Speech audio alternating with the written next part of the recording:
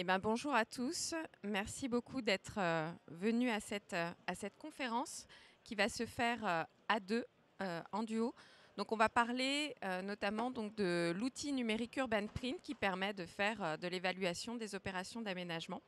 Donc, moi, je suis Morgane Colombert, je suis directrice des études et partenariats à Efficacity, un institut de transition énergétique et climatique dédié à la ville durable. Et Émilien, je te laisse te présenter. Et donc je suis Émilien Paron, donc je suis le chef d'une division dans le département énergie-environnement au CSTB et on travaille donc sur l'atténuation et l'adaptation au changement climatique. Donc, juste pour commencer à vous faire un peu un petit ordre de grandeur, d'après vous, quel est le principal contributeur carbone à l'échelle quartier entre l'énergie en exploitation, les matériaux et équipements, la gestion de l'eau, la gestion des déchets, la mobilité et chantier, usage des sols? Alors, je ne vais pas faire un sondage à main levée. Ce qu'on s'aperçoit, c'est que finalement, il faut faire le calcul parce que ça dépend. Ça dépend de différents éléments. Là, ce qui est important de regarder, c'est non pas la valeur absolue, mais bien les parts relatives entre ces différents contributeurs. Sur un quartier neuf parisien très tertiaire, qui dit parisien dit transport en commun, donc un impact au niveau de la mobilité qui peut être réduit par rapport aux autres contributeurs. Et neuf, à ce moment-là, c'est les matériaux qui vont être très importants. Je ne vais pas tous les faire, mais là, par exemple, quartier mixte, rénovation faible performance, l'énergie reprend finalement un peu beaucoup de place dans l'impact carbone. Sur un, hop, sur un quartier neuf rural, là, c'est vraiment la mobilité qui va réapparaître, entre guillemets, comme un impact très important. Et aussi changement d'usage des sols chantiers. Derrière, c'est parce qu'on va avoir finalement de l'étalement urbain. Et quartier périurbain ultra dense avec réseau ultra performant, mais construction classique. Donc on voit une très bonne performance au niveau de l'énergie en exploitation, mais les matériaux, où il y a eu un investissement au niveau des matériaux très important, et la mobilité, encore une fois, puisqu'on va être en périurbain. Et donc la réponse à la question, donc quel principal contributeur carbone à l'échelle quartier, c'est qu'on s'aperçoit que ce n'est pas forcément évident, qu'il faut faire le calcul et que les enjeux peuvent varier d'un quartier à l'autre et que c'est important finalement que pour chaque opération d'aménagement, on puisse être accompagné pour avoir les différents ordres de grandeur et les différents efforts et stratégies à mettre en place et qui peuvent être différentes donc d'un quartier à l'autre. Et donc aujourd'hui, il y a vraiment nécessité d'aller utiliser des outils d'évaluation quantifiée comme Urban Print, on va présenter plus en détail, pour objectiver les performances, accompagner la conception, ça c'est important, pas faire de l'évaluation uniquement a posteriori, et concentrer les efforts et investissements aux bons endroits et ne pas répéter des solutions toutes faites, puisque finalement, en fonction de la localisation et notamment en fonction de la région, on ne va pas avoir le même contexte et donc les mêmes solutions les plus performantes. Alors, c'est le logiciel Urban Print. On parle souvent à la fois du logiciel Urban Print et de la méthode quartier énergie carbone. Le logiciel Urban Print, donc, est développé par Efficacity et le CSTB. Il permet d'implémenter la méthode de calcul quartier énergie carbone, donc, qui est promue et soutenue par l'ADEME. Le point de départ, c'était vraiment de répondre à deux enjeux, de pouvoir quantifier dans le contexte d'un projet, donc un contexte où on n'a pas forcément beaucoup d'informations, précisément les impacts liés aux contributeurs qu'on voit en zone bleue plus foncée et leur importance pour faire les bons choix.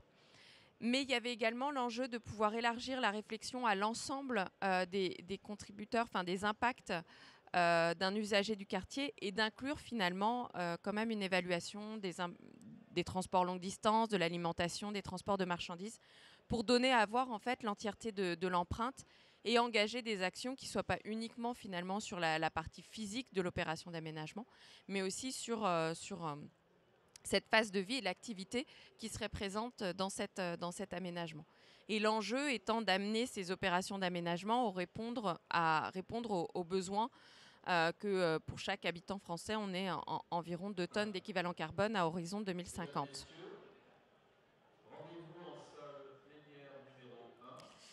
Donc la méthode quartier énergie carbone que l'on retrouve dans le logiciel Urban Print, c'est une méthode qui se veut complète, transparente et éprouvée. Complète pourquoi? Parce qu'on va regarder, on va faire une évaluation en analyse de cycle de vie, c'est-à-dire sur 50 ans. C'est ce qu'on retrouve dans la réglementation RE 2020. Et on va compter bien sûr ce qui se passe au niveau des bâtiments, mais aussi, on va inclure aussi les impacts liés aux espaces extérieurs, aux systèmes et réseaux ou encore à la mobilité. Et sur les contributeurs très variés comme l'énergie, les produits de construction et équipements, la gestion de l'eau et des déchets, la phase chantier et le changement d'usage des sols et la mobilité. Et l'enjeu, c'était vraiment d'être adapté, bien sûr, aux opérations plutôt neuves, mais également qui comportent ou qui sont entièrement en rénovation. Donc là, c'est des extraits de résultats qu'on peut avoir. On a bien sûr la répartition au niveau des contributeurs, mais on peut vraiment aller regarder dans le détail comment ça se comporte. Par exemple, pour usage énergétique, on peut aller regarder à l'échelle du bâtiment, du quartier, si c'est plutôt chauffage, climatisation, autre usage qui a un impact. Donc on a vraiment un outil qui permet d'aller chercher les résultats à l'échelle qui nous intéresse et pour les objets finalement présents dans l'opération d'aménagement qui nous intéressent. Méthode, est-ce que ça arrive? Méthode transparente, c'est une méthode publique, c'est-à-dire qu'on peut trouver sur le site de l'ADEME et qui est portée à la fois par l'ADEME mais aussi le ministère de la Transition énergétique qui participe au comité de pilotage pour suivre l'évolution de cette méthode. Un projet de référence qui est prédéfini pour éviter en gros les débats. C'est un retour qu'on a pu avoir, c'est qu'aujourd'hui on a défini la manière donc de définir ce projet de référence auquel notre projet va venir se comparer pour identifier finalement les marges de manœuvre qu'il peut avoir et puis surtout les actions qu'il a mis en œuvre qui lui permettent d'être finalement meilleur que ce projet de référence. Et on est compatible avec les principes calculatoires qu'on retrouve dans la RE 2020 ou dans le label E+C-. L'enjeu pour nous, c'était vraiment qu'ensuite, quand on arrive à l'échelle du bâtiment et qu'on va utiliser ces outils réglementaires, d'être finalement cohérent avec ces calculs-là, qu'on ne se retrouve pas avec quelque chose d'orthogonal. Et donc le logiciel Urban Print et la méthode quartier énergie carbone, c'est vraiment issu d'une recherche qui a débuté depuis de nombreuses années. J'ai mis 2014, mais je pense qu'on peut trouver encore d'autres travaux, notamment au CSTB, sur ces questions-là, qui ont débuté avant. Il y a eu toute une phase donc, de définition de cette méthode quartier énergie carbone, notamment jusqu'en 2021. Un certain nombre de vagues d'opérations pilotes pour aller tester la méthodologie, tester le logiciel jusqu'en 2022-2023 et une sortie vraiment commerciale du logiciel en septembre 2022 pour permettre finalement un déploiement et une utilisation par le plus grand nombre finalement des acteurs de l'aménagement. Et aujourd'hui, on a une étape à la fois toujours d'amélioration continue de cette méthode quartier énergie carbone et d'Urban Print, mais aussi avec le souhait de participer à cette montée en compétences de la filière de l'aménagement, avec une interface par exemple dédiée aux aménageurs et collectivités, avec beaucoup de pédagogie pour expliquer c'est quoi le carbone, qu'est-ce qui pèse, pourquoi ça pèse, etc. Et aussi en fait un observatoire en phase de développement qui sortira normalement à la fin du premier semestre 2025 pour partager en fait toute la connaissance acquise avec les applications Urban Print. Je vais te laisser la parole pour rentrer dans le vif du logiciel. Alors, concrètement, qu'est-ce que permet de faire le logiciel et calcul logiciel? Donc on a vu déjà en début de présentation par Morgane des présentations en absolu, des impacts en absolu de différents quartiers. Et vous avez vu que selon le contexte, les impacts changent beaucoup. Et mathématiquement, si j'ai un quartier qui est 2 fois plus gros, il a de bonnes chances d'avoir 2 fois plus d'impact. Donc c'est très dur de se positionner en absolu. Et diviser un quartier par des mètres carrés, c'est pas non plus la bonne unité.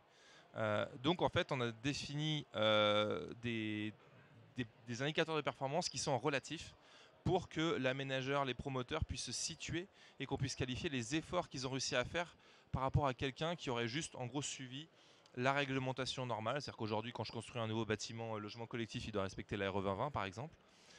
Ou si je rénove, je dois respecter l'ART existant. Voilà, j'ai des projets de référence. Et donc on a défini un projet de référence qui est calculé par l'outil, qui est au même endroit, qui construit les mêmes mètres carrés que vous, et qui permet juste de qualifier, finalement, vous allez pouvoir montrer que pour un même programme, vous avez fait juste la mise en œuvre est plus vertueuse. Et donc c'est le premier indicateur, c'est un score énergie carbone où vous allez montrer que sur une analyse de cycle de vie sur 50 ans, votre quartier va émettre, par exemple cet exemple-là, moins 24,5% d'émissions carbone que le même quartier qui aurait été construit en respectant, on va dire, le business as usual. Donc ça, c'est des premiers indicateurs relatifs. Donc on a le score énergie et le score carbone, on peut le faire évidemment aussi en énergie, et qui permet de se comparer. Ensuite, on peut aller plus dans le détail. Et globalement, quand je vous parlais de la mise en œuvre, c'est-à-dire que donc j'ai un programme, je peux m'amuser à tester des variantes du programme. Mais pour un programme donné, j'ai donc mon quartier de référence et mon but va être donc de mettre en place une stratégie de mise en œuvre pour me permettre d'atteindre le fameux moins 24,5% qu'on a vu sur cet exemple-là. Et donc, on a plein de leviers pris en compte qui s'appuient sur des moteurs de simulation dynamique, notamment pour l'énergie, les masques dans les quartiers, sur des modèles d'impact des déchets, etc. Et donc globalement, les contributeurs qu'on prend en compte et les leviers un peu associés sont évidemment les produits de construction, donc l'investissement initial de la construction et le renouvellement des systèmes et matériaux, enveloppes. Les systèmes énergétiques, vu qu'on est chez le quartier, évidemment, on s'intéresse pas qu'au système dans les bâtiments, mais évidemment des réseaux, et on peut mettre en place des stratégies de boucles tempérées, des choses comme ça, à l'échelle du quartier. Pareil, on peut faire de l'autoconsommation collective avec du photovoltaïque. On a la gestion de l'eau, donc qui se passe à l'échelle de la collectivité jusqu'au niveau du bâtiment, la gestion des déchets sur le même périmètre, la phase chantier et aussi la transformation donc des sols.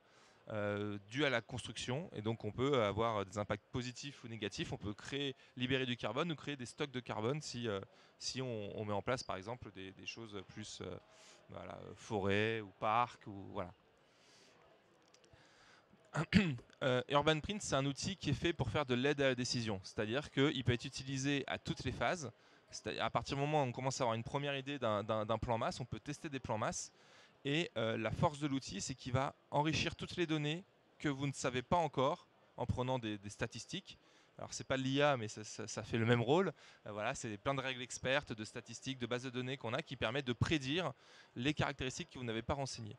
Et l'idée, c'est qu'au fur et à mesure que votre projet avance, vous allez pouvoir mettre à jour, aller dans le détail, jusqu'à des niveaux de détail assez précis de certains leviers, et en laisser d'autres à des niveaux standards parce que vous ne savez pas quoi en faire. Et derrière, l'idée, c'est de pouvoir aussi à chaque étape vous aider à prendre les bonnes décisions et à investir sur les bons leviers.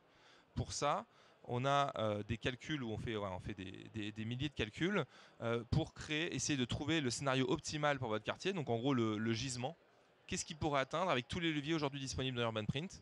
Et ensuite, en bleu, c'est là où vous en êtes. Et en rouge, c'est le quartier de référence. Donc on voit l'effort à gauche, on voit l'effort qui a été fait. En fait, on a une méthode mathématique parce que tous ces leviers sont très intriqués. Évidemment, l'impact des systèmes va dépendre des besoins d'un bâtiment, si je reste sur l'exemple du bâtiment. Mais on a une méthode mathématique qui nous permet de rendre ça très intelligible et d'essayer de retrouver la responsabilité que chaque levier a sur la performance obtenue. Et donc, ça permet d'avoir des graphes comme ça où on voit que globalement, là c'est très schématique, hein, les leviers, c'est plus fin que énergie, matériaux, mais on voit que globalement les efforts que vous avez fait sur l'énergie et les matériaux de construction vous ont amené là où vous êtes, et que si vous voulez aller plus loin, il faudrait d'abord mobiliser des leviers, aller plus loin sur les matériaux de construction encore, il y a de la marge, plutôt que sur le terrassement ou le chantier. Et l'idée, c'est de pouvoir savoir dans un quartier qu'est-ce qui pèse 1, qu'est-ce qui pèse 100, et ça dépend de votre contexte, pour investir au bon endroit et choisir les bons leviers. Et donc ça, c'est l'aide à la décision et avec évaluation de potentiel et identification des leviers que vous pouvez faire à chaque étape. Pour vous montrer un peu plus à quoi ressemble l'outil et ce qu'il est capable de faire, on va vous mettre une petite vidéo de 5-6 minutes. Comme ça, vous verrez un peu plus à quoi ça ressemble.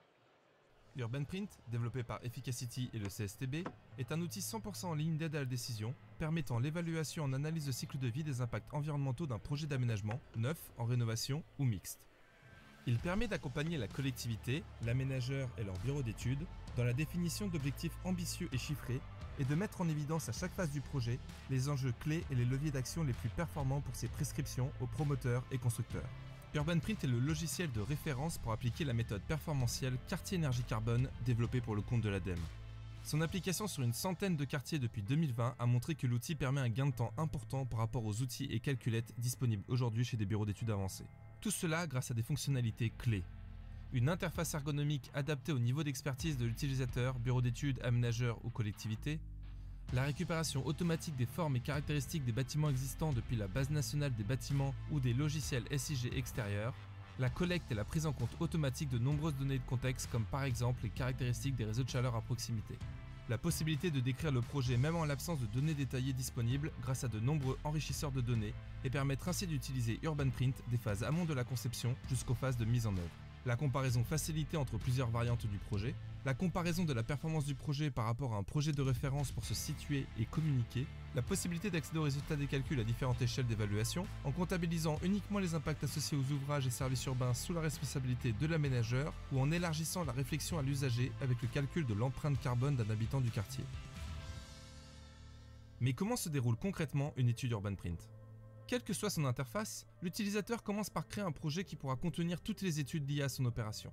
On renseigne ensuite un premier programme, appelé plan masse dans l'outil. C'est à ce niveau qu'on dessine, en apportant si besoin un fond de carte, le périmètre d'étude et les emprises au sol des bâtiments. Pour les édifices multi-usages ou aux formes complexes, il est possible de créer plusieurs zones au sein d'un bâtiment pour par exemple les empiler en jouant sur l'altitude de chaque zone. On renseigne ensuite des données générales de programme, les usages, des informations géométriques comme la hauteur, la surface habitable, voire le nombre de logements dans le cas de bâtiments résidentiels. On va également pouvoir décrire les espaces extérieurs, c'est-à-dire tout ce qui est inclus dans notre périmètre mais qui n'est pas déjà occupé par les bâtiments. On peut renseigner uniquement les espaces extérieurs que l'on souhaite, certaines routes ou parcs par exemple, et la surface restante non décrite sera automatiquement qualifiée par ce qu'on appelle l'espace résiduel. Une fois la description du programme terminée, on peut passer à la création de différentes stratégies de mise en œuvre de ce programme. Il est possible de mettre à jour le programme en ajoutant, déplaçant ou transformant un bâtiment par exemple, et ces modifications seront prises en compte dans toutes les stratégies reliées à ce programme. C'est au niveau des stratégies qu'on accède aux leviers permettant d'atténuer son impact environnemental pour un programme donné. Les données sont organisées selon les thématiques suivantes: système énergétique, produits de construction, gestion de l'eau, gestion des déchets, mobilité et chantier. Les leviers proposés par UrbanPrint sont nombreux. Leur liste ne cesse de se compléter au fur et à mesure de l'avancée des modèles d'analyse de cycle de vie, mais aussi des retours d'expérience des projets qui souhaitent pouvoir y évaluer toutes les innovations. Au niveau des bâtiments, on pourra par exemple jouer sur les matériaux de construction, choisir les systèmes principaux et secondaires pour chaque usage du bâtiment, modéliser des solutions mutualisées comme les réseaux de chaleur, neufs ou existants, ou encore faire de la production solaire photovoltaïque ou thermique à l'échelle du bâtiment ou du quartier. À l'échelle quartier, on pourra renseigner les réseaux, les stratégies de collecte des déchets ou de gestion de terres de terrassement par exemple. Et au niveau des espaces extérieurs, seront évalués entre autres l'impact du changement d'affectation des sols, la gestion de l'éclairage public, les produits de construction et leur acheminement. Alors que l'interface s'adressant principalement au bureau d'études permet une saisie détaillée, l'interface dédiée plutôt aux aménageurs et collectivités permet une approche en macro-levier, accompagnée de fiches explicatives et pédagogiques. Une fois la stratégie complétée, il est possible de lancer le calcul en indiquant les indicateurs souhaités. Projet seul, comparaison avec la référence, empreinte habitant ou l'ensemble des indicateurs. Les calculs réalisés par UrbanPrint sont riches et complexes, grâce à de nombreux modèles et bases de données. Simulation énergétique dynamique au pas de temps horaire des bâtiments prenant en compte la conception bioclimatique de l'ensemble du quartier, calcul de la mobilité des occupants par motif et mode à l'échelle de l'IRIS, ou encore estimation automatique des matériaux utilisés dans les bâtiments à partir des choix constructifs et de leur forme. La page résultat permet de visualiser les performances environnementales du projet sur le temps d'étude, à savoir 50 ans, ramené à l'échelle d'une année moyenne pour une interprétation plus aisée. Les résultats sont présentés à différentes échelles, à l'échelle du quartier en premier lieu. C'est à cette échelle qu'on peut se comparer au quartier de référence et voir par exemple si le projet fait mieux en émissions carbone, consulter les indicateurs BBCA, ou regarder l'empreinte carbone moyenne des habitants du quartier. Il est possible de changer l'indicateur d'impact placé par défaut sur le carbone, ou de zoomer sur chaque thématique pour comprendre un peu mieux d'où viennent les impacts environnementaux associés aux quantitatifs calculés, comme la part modale de la mobilité, les besoins des bâtiments, l'autoconsommation collective, etc. Des sorties d'aide à la décision sont également disponibles, comme le calcul de potentiel qui permet de mettre en évidence les efforts jusque-là accomplis en pointant les leviers qui ont le plus impacté la performance actuelle. Mais le plus intéressant est de voir quels leviers explorer en priorité pour tendre vers une stratégie dite optimale. Le module d'aide à la décision permet ainsi d'accompagner l'utilisateur à chaque étape de la conception de son projet pour mobiliser les bons leviers au bon moment. Cette vidéo n'est qu'un aperçu des possibilités offertes par UrbanPrint pour répondre aux besoins opérationnels d'évaluation environnementale et d'accompagnement des acteurs de l'aménagement dans la transition carbone de leur projet. Pour plus d'informations ou obtenir un accès à UrbanPrint, contactez Efficacity ou le CSTB. Voilà pour cet aperçu un peu dense, mais ça vous permet de voir un peu plus sur l'outil que les slides présentés juste avant. On arrive dans la phase, il reste 5 minutes, donc on arrive dans la phase de questions-réponses. Si vous avez des questions sur UrbanPrint, sur la méthode, n'hésitez pas. Il faut qu'on passe le micro ou je sais pas. Est-ce que quelqu'un a des questions? Alors, est-ce qu'il y a une question ou pas? Est-ce qu'il y a une main qui se lève? Sinon, j'avais prévu des slides. Hein, s'il faut... s'il y a une question là-bas.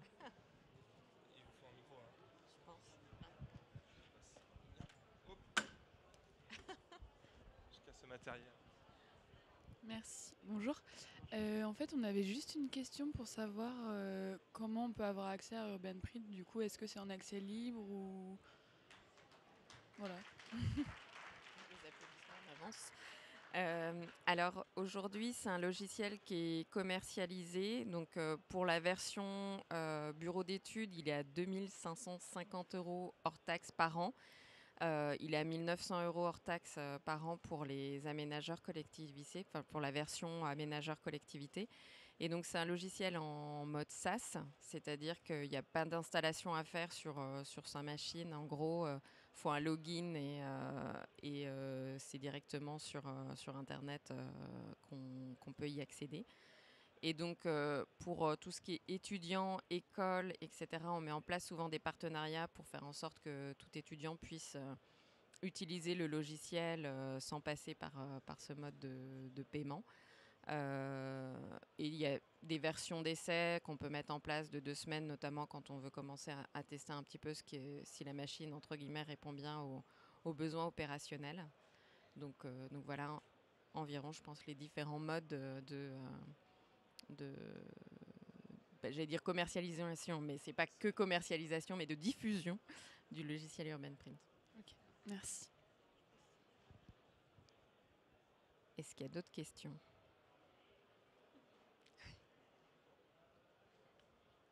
Non. Peut-être qu'on peut... Merci. Peut-être qu'on peut présenter quelques exemples à ce moment-là. Je ne sais pas si on peut remettre les slides. Ah, ça fait bizarre de se voir. Ouais,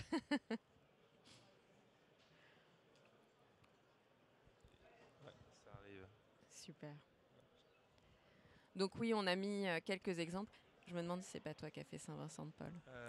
J'ai suivi Saint-Vincent-de-Paul, en effet, à Saint-Vincent-de-Paul, donc un quartier parisien où là, pour le coup, c'était un des meilleurs quartiers en termes de performance relative. Donc on voit qu'ils sont quasiment à leur potentiel. Donc là, on revoit le bleu, c'est leur impact de CO2 donc en absolu, et le rouge c'était la référence. Et c'est un quartier en fait c'est qu'un quartier en réhabilitation et en rénovation. Et quand c'est bien fait, évidemment, par rapport à la construction neuve, c'est assez vertueux. Et ils avaient un peu d'innovation. Je me souviens qu'ils avaient récupéré la chaleur des urines. Ils avaient des choses comme ça. Mais bon, globalement, c'était beaucoup de travaux. Et on voit que pour aller plus loin, un levier qui finalement est apparu sur pas mal de quartiers et qu'on ne pensait pas que ça avait tant d'impact, parce qu'on est très habitué à l'énergie, aux bâtiments, etc. Eux, pour aller plus loin, c'était aller sur le traitement des déchets organiques en installant une plateforme de compostage locale. On voit que c'était finalement le levier sur lequel ils pouvaient aller plus loin pour atteindre leur potentiel complet. Ils avaient encore un peu de marge sur les matériaux principaux de construction. Alors en fait, ils les avaient quand même déjà bien exploités, mais c'est juste qu'ils n'avaient pas fait du biosourcé sur tous leurs bâtiments pour des raisons économiques et techniques. Mais voilà, ils auraient pu aller un peu plus loin. Et après, voilà, c'était vraiment des leviers qui restaient à la marge pour aller gratter quelques tonnes de carbone. Mais on voit qu'ils avaient quand même atteint 91% de leur potentiel à l'époque des leviers disponibles dans Urban Print. Donc c'était un des meilleurs quartiers. Et encore une fois, un quartier en réhabilitation, parce qu'avec Urban Print, on peut faire de la rénovation ou du mixte. Et donc j'ai vu le petit panneau fin, mais donc juste pour vous montrer une illustration des types de questions que l'on a pu avoir dans différents projets que l'on a accompagnés. Donc là, c'était une opération menée par Loire-Atlantique Développement, où il se posait vraiment la question de savoir comment valoriser le fait qu'on était engagé plutôt sur du petit collectif par rapport à de la maison individuelle. Donc ça a permis finalement de chiffrer comment cet objectif de forme urbaine avait pu avoir un impact positif sur l'empreinte carbone et le valoriser finalement auprès des acteurs.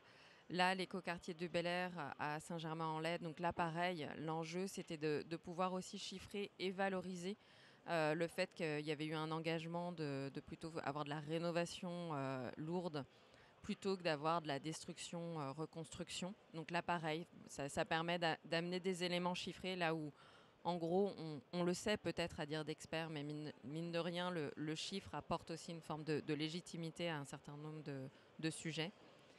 et Opération Toulousaine. Donc en fait, on accompagne Opidea Europolia depuis déjà plusieurs années sur leurs opérations. Et eux, on voit que l'évaluation énergie-carbone que l'on a pu amener, elle s'inscrit vraiment dans leur stratégie énergie-carbone à l'échelle d'Opidea Europolia. Et on voit qu'eux, il y a vraiment un intérêt à pouvoir avoir une même méthode, un même outil pour suivre leurs différentes opérations d'aménagement et pour pouvoir finalement avoir une forme d'analyse comparée de leurs différentes opérations et pour pouvoir finalement écrire, entre guillemets, l'histoire et leur stratégie à travers ces évaluations. Donc ça aussi, c'est assez intéressant d'avoir une unique méthodologie. C'est qu'on va pouvoir aller être en comparaison de l'impact de différentes stratégies sur différentes opérations d'aménagement. Donc je suis allée très très vite, mais c'était pour vous montrer quelques illustrations finalement d'applications que l'on a pu avoir. Merci. Merci beaucoup.